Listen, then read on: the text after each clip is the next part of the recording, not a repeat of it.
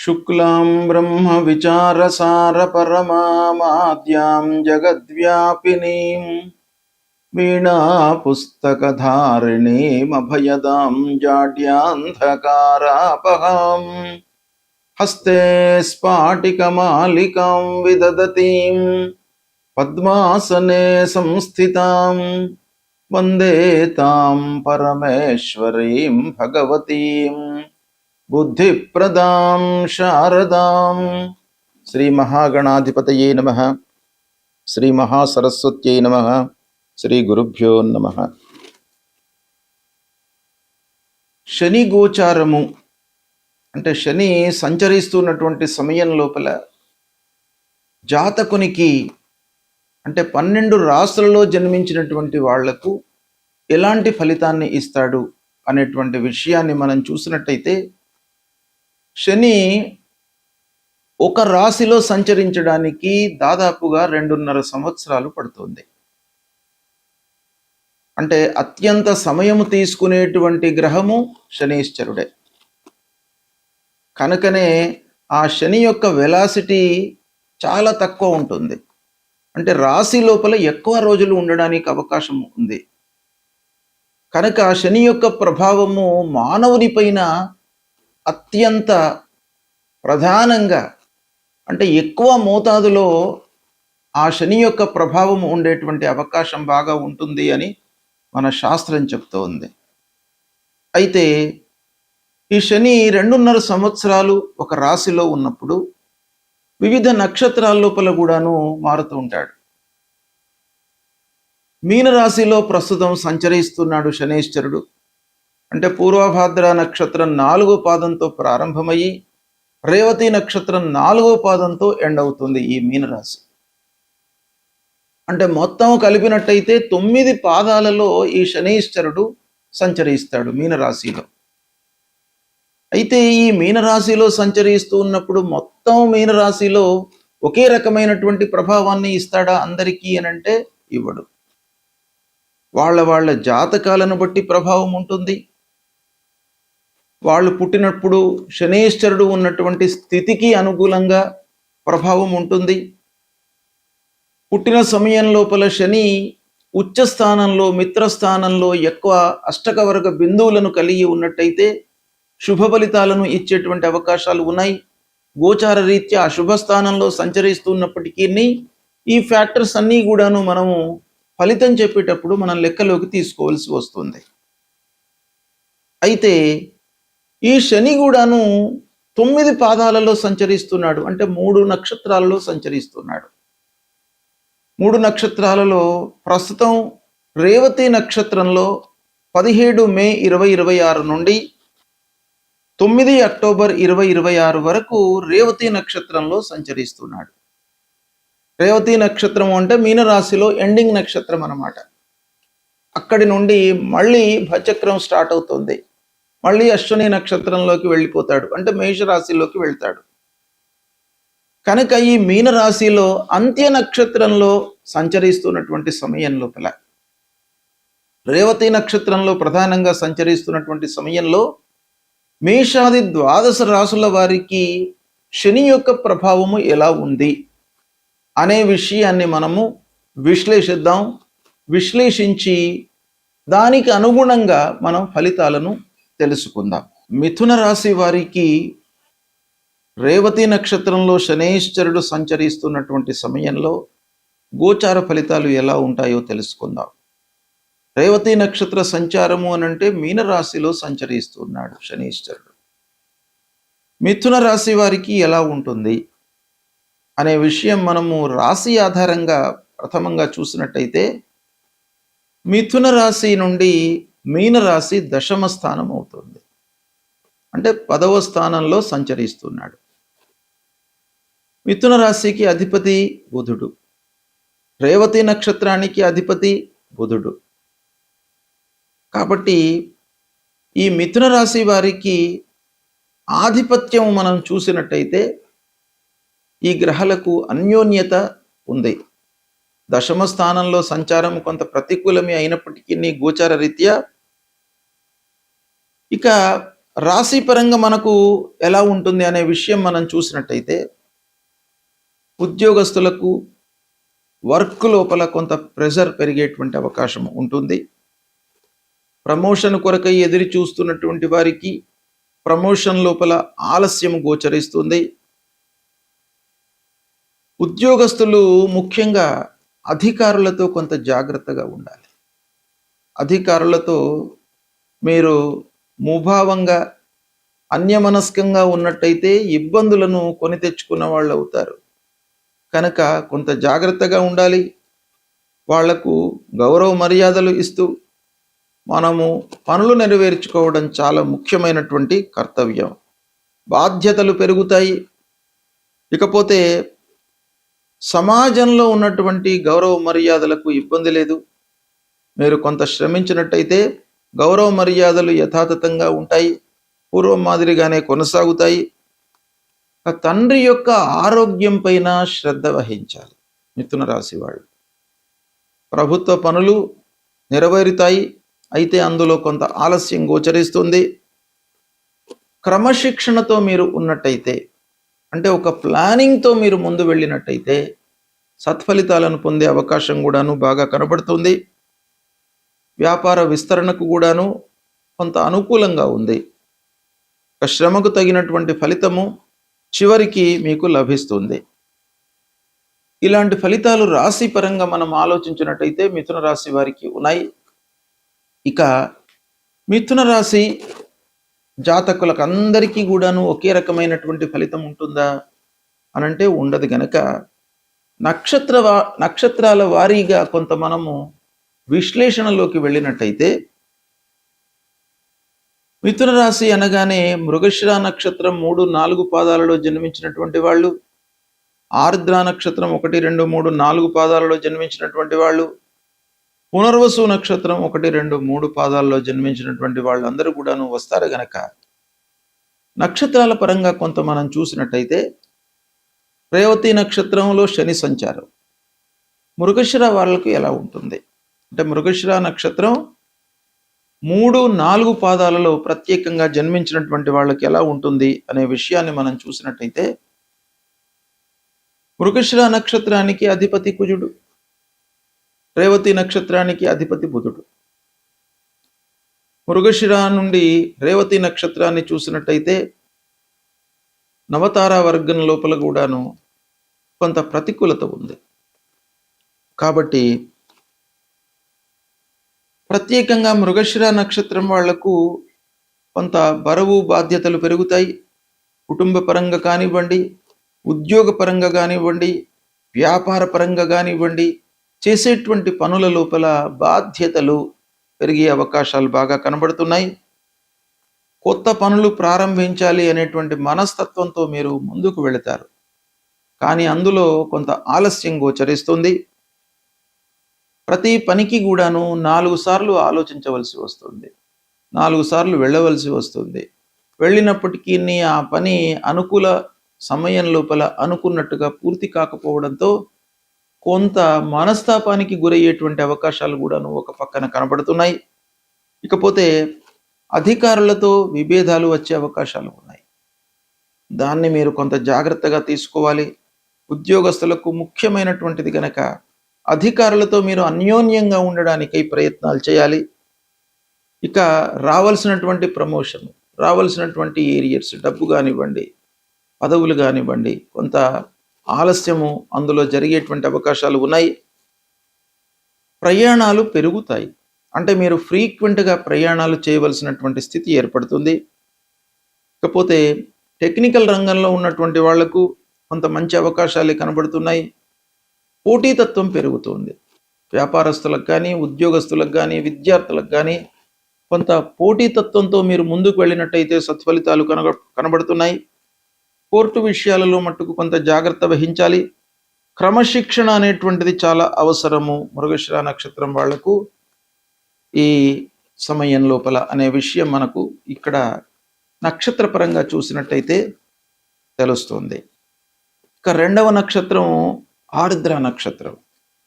ఆరుద్ర నక్షత్రానికి రాహు అధిపతి, రేవతి నక్షత్రానికి బుధుడు అధిపతి.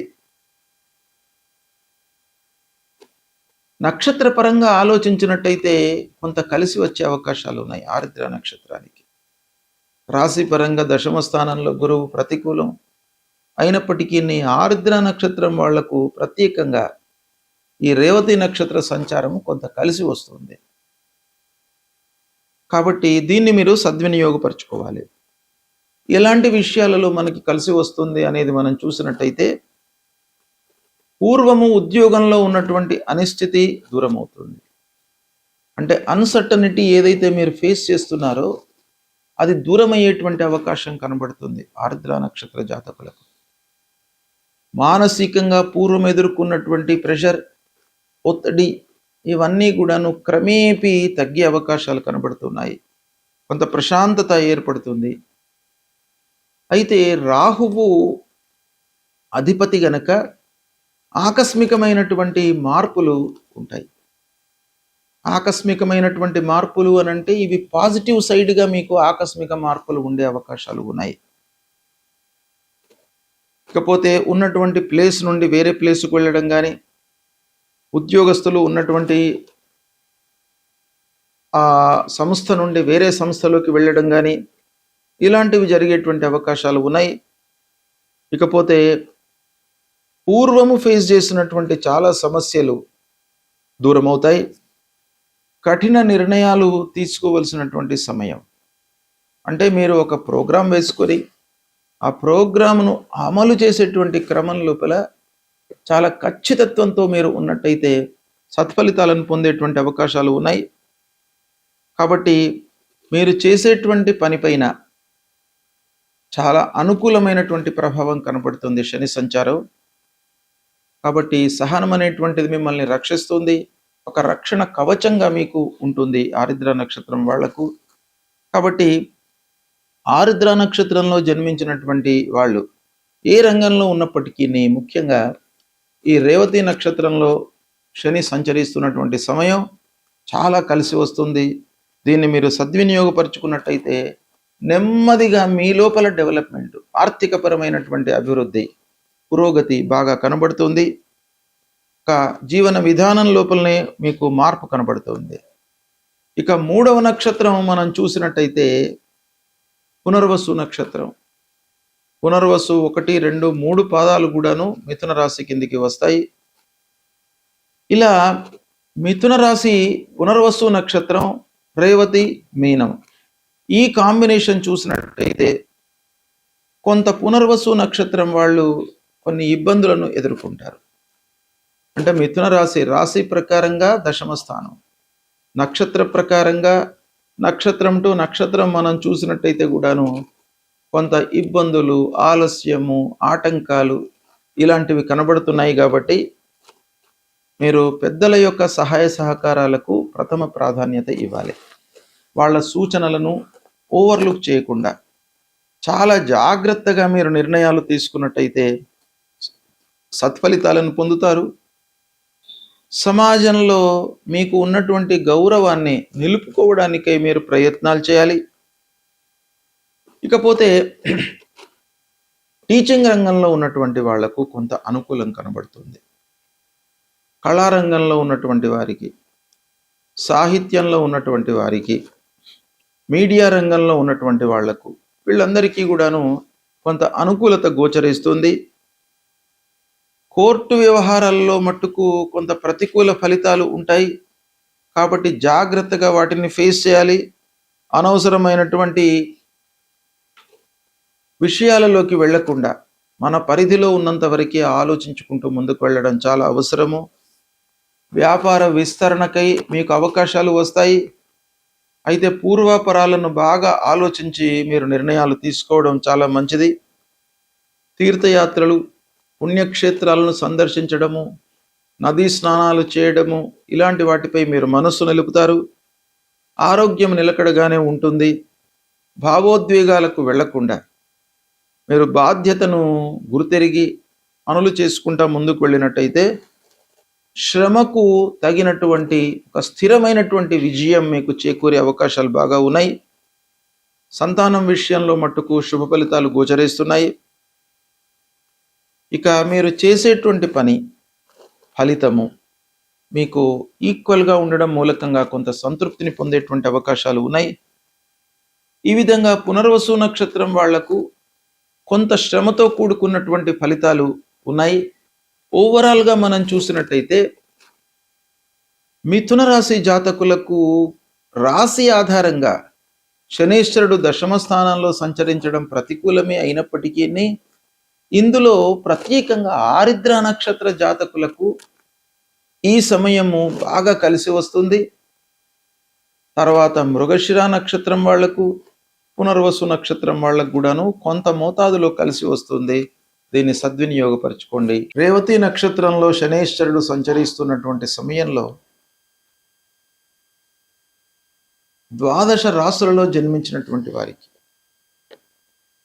ప్రధానంగా రాశిపరంగా నక్షత్రం ప్రకారంగా విభిన్నమైనటువంటి ఫలితాలు ఉంటాయి.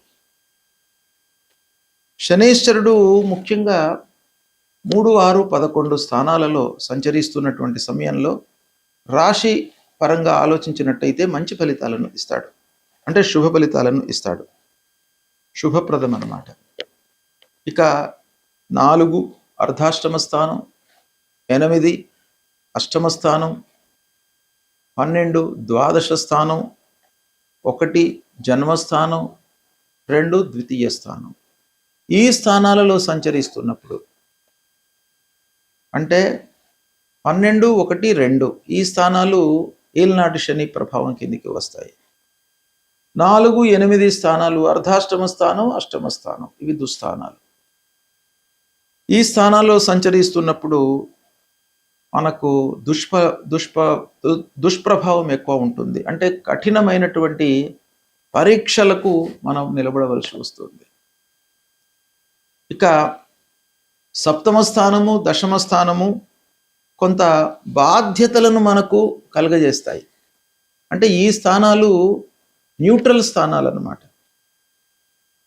అంటే గోచార రీత్యా ప్రతికూలమే అయినా కూడాను మనము కొంత కష్టపడి ఆలోచించి నిర్ణయాలు తీసుకున్నట్టయితే ఫలితాలను మనము మన వైపుకు మోల్డ్ చేసుకోవడానికి అవకాశాలను కలిగించేటువంటి స్థానాలు అన్నమాట. ఈ విధంగా ఈ స్థానాలలో సంచరిస్తున్నప్పుడు మనం ఏం చేయాలి? ముఖ్యంగా 4, 8, 12, 1, 2 ఈ స్థానాలలో సంచరిస్తున్నప్పుడు శనికి సంబంధించినటువంటి పరిహారాలు చేసుకోవాలి. శని ముఖ్యంగా మనకు వేటిపైన ప్రభావం చూపిస్తాడు అనే విషయాన్ని కూడాను మనం దృష్టిలో పెట్టుకోవాలి. ఏంటంటే మానవుని యొక్క కర్తవ్యము 2. 1 భగవంతుణ్ణి మనం కొలవడము, కష్టాల నుంచి గట్టెక్కించడానికి భగవంతుణ్ణి కీర్తించడము, భగవంతుడికి సంబంధించినటువంటి స్తోత్రాలను పారాయణం చేయడము, ఇది ఒక రకమైనటువంటి పరిహారం. 2వది శని యొక్క కారకత్వము, శని యొక్క ప్రభావము ఏ కార్నర్ పైన ఉంటుంది అనే విషయాన్ని మనము తెలుసుకొని పసిగట్టి వాటిపైన మనం ఎక్కువ ఫోకస్ పెట్టాలి. అంటే ఆ కార్నర్స్లో మనకు నష్టం జరగకుండా మనము ఎక్కువ ఫలితాలను, ఎక్కువ ప్రభావాన్ని మన వైపు నుంచి మనము ఎక్కువ నైపుణ్యాన్ని మనం చూపించాలి. అంటే ఎఫర్ట్స్ పెట్టాలి. ఏంటంటే శని ముఖ్యంగా శని స్వభావము పనులను ఆలస్యంగా పూర్తి చేయిస్తాడు, పనుల లోపల ఆటంకాలను కలిగిస్తాడు, మన లోపల ఒక క్రమశిక్షణను తీసుకువస్తాడు. ఇది కొంత పాజిటివ్ పాయింట్. అంటే కష్టాలకు గురి చేస్తాడు, కానీ ఆ కష్టాల నుంచి మనిషి ఒక క్రమశిక్షణను నేర్చుకుంటాడు. అంటే అస్తవ్యస్తంగా ఉన్నటువంటి జీవన విధానము ఒక క్రమశిక్షణలోకి తీసుకురావడానికి శనీశ్వరుడు బాగా ఉపయోగపడతాడు. తర్వాత మనము చేసినటువంటి పనులకు ప్రతిఫలాన్ని కూడాను పొందేటువంటి అవకాశం ఇస్తాడు. అంటే కర్మఫలం అన్నమాట. ఏదైనా కూడాను ఫలితం అనేది మనం చేసేటువంటి కర్మ పైననే ఆధారపడి ఉంటుంది అనేటువంటి ఒక విచక్షణను మన లోపల కలిగిస్తాడు శనీశ్వరుడు. కాబట్టి కర్మకు ప్రాధాన్యత మన లోపల కలిగిస్తాడు. అంటే పనులు మనము చాలా ఒళ్ళు దగ్గర పెట్టుకొని పనులు చేయాలి అనేటువంటి ఒక మనస్తత్వాన్ని మన లోపల క్రియేట్ చేస్తాడు. బాధ్యతలను గుర్తు చేస్తాడు. కాబట్టి ఇలాంటి కార్నర్స్ లోపల శని యొక్క ప్రభావం ఉంటుంది కాబట్టి మనం వీటిపైన ఫోకస్ చేసి మన నైపుణ్యతను ఎఫర్ట్స్ను పెట్టినట్టయితే మనము కొన్ని అనర్థాలను రెక్టిఫై చేసుకోవడానికి అవకాశం ఉంటుంది. అయితే భగవంతుణ్ణి మనం ప్రార్థించేటువంటి సమయంలో ముఖ్యంగా శనీశ్వరుడి యొక్క మూల మంత్రాన్ని మనము చదువుకోవాలి ప్రతినిత్యం కూడాను. ఏంటి అని అంటే, నీలాంజన సమాభాసం రవిపుత్రం యమాగ్రజం ఛాయా మార్తాండ సంభూతం తం నమామి శనైశ్చరం అనేటువంటి మూల మంత్రాన్ని ప్రతినిత్యం కూడా చదువుకోండి. స్నానం చేసిన తర్వాత మన ఇంట్లో ఉన్నటువంటి దేవుడి దగ్గర ఒక్క క్షణం నిశ్చలమైనటువంటి మనస్సుతో నిలిచి ఆ భగవంతుణ్ణి నమస్కరిస్తూ ఈ శ్లోకాన్ని పఠించండి. ఆంజనేయ స్వామి గుడికి వెళ్ళండి. హనుమాన్ చాలీసా పారాయణం చేయండి. నల్ల వస్త్రము, నువ్వుల నూనె, ఇనుప ముక్క ఇలాంటివి దానంగా ఇవ్వండి. నీడీ పర్సన్స్కు వస్త్రదానం చేయండి. అంటే ఎవరైతే ఇబ్బందులలో ఉన్నారో వాళ్లకు వస్త్రదానం చేయండి. ఆకలితో అలమటిస్తున్నటువంటి వాళ్లకు మీ శక్తి కొలది అన్నదానం చేయండి. రోజు ఒకరికి ఇద్దరికి మీకు వీలైతే అన్నం పెట్టించండి. ఇలాంటివి చేయడం మూలకంగా మీకు ఆ భగవంతుడి యొక్క అనుగ్రహం కలుగుతుంది. తప్పకుండా గ్రహాల మూలకంగా ఏవైతే దుష్ప్రభావము కలుగుతుందో అవన్నీ కూడాను దూరమవుతాయి. భగవంతుడి యొక్క అనుగ్రహం లభిస్తుంది. శుభం.